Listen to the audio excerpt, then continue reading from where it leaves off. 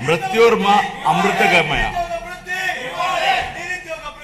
Building on this spirit of course correction, my government has articulated the Padi Sutralu as guiding principles for governance, designed to balance welfare with development and to create a virtuous circle where economic growth through sustained investments generates wealth that strengthens social well-being and social empowerment fuels sustained progress. These principles serve as a moral and administrative compass, placing people at the center of policy while ensuring fiscal prudence, institutional integrity, and long-term sustainability. To translate vision into action, a dedicated mission framework has been initiated, operating with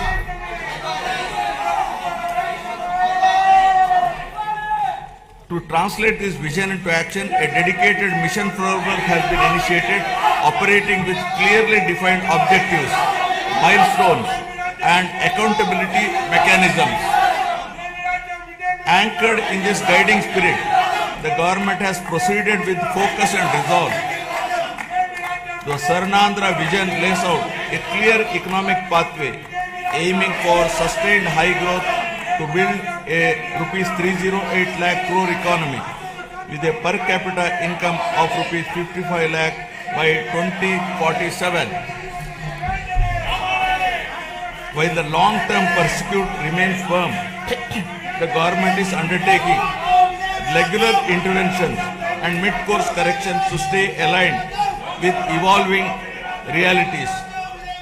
A structured review and monitoring framework has been instituted with periodic conferences of ministers, secretaries and district collectors to assess progress, address bottlenecks and implement timely course correction, ensuring accountability and continuity in execution.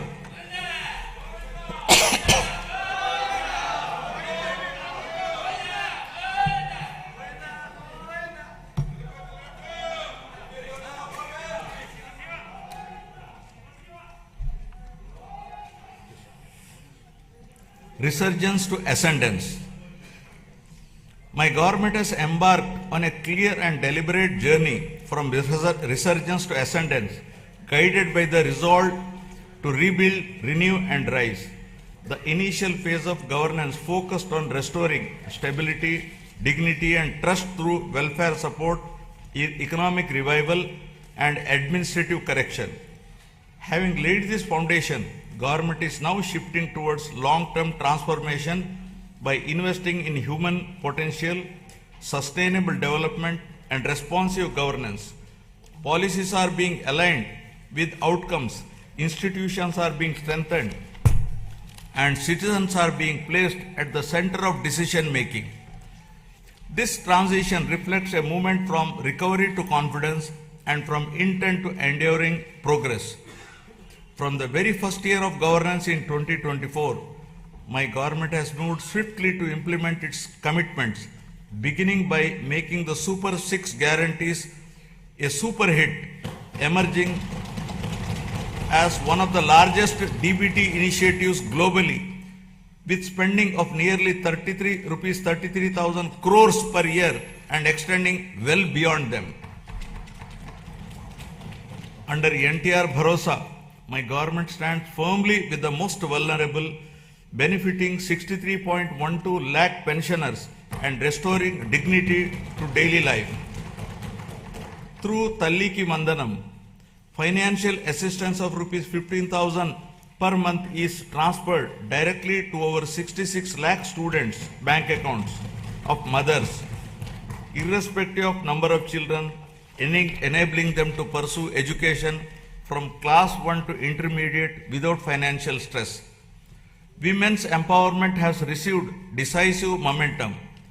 The Stree Shakti free bus travel scheme, launched on last Independence Day, has enabled 37.8 crore free journeys by our mothers, sisters, daughters, women, girls and transgender persons to travel free across the state. Under Annadata Sukhi Bhava, rupees 20,000 per farmer per year is being provided to 46.86 lakh farmers. Alongside this, Deepam 2.0 is easing household burdens by providing 3 free LPG cylinders per year to 1.08 crore poor households. 15,941 teacher posts through Mega DSE 2025 and 5,757 constable posts have been filled. Rupees 15,000 annual support to 2.90 lakh auto, taxi and maxi cab drivers under Auto Driver Sevalo. Over 1.2 lakh fishermen families supported with rupees 10,000 to rupees 20,000 through Matsyakara Sevalo. Over 1 lakh handloom and powerloom weaver families will receive free electricity up to rupees 200 to and 500 units per month respectively from April 1. Now about resurgence of dignity to ascendance of human potential.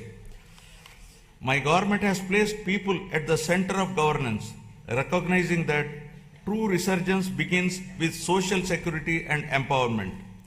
From education and health to livelihoods and social justice, welfare initiatives have been redesigned to be inclusive, targeted, and outcome-oriented.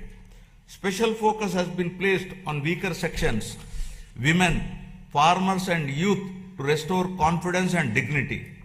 By strengthening safety nets while enabling self-reliance, government is ensuring that welfare is not merely support for survival, but a foundation for bridging the gap between haves and have-nots. This approach marks the transition from welfare-led resurgence to people-driven ascendance. Now about strengthening social security and restoring dignity. My government has adopted a zero-poverty approach by converging welfare, livelihoods, and institutional support. Instead of fragmented schemes, benefits are being aligned to every household to address deprivation in a comprehensive manner through family benefit management system.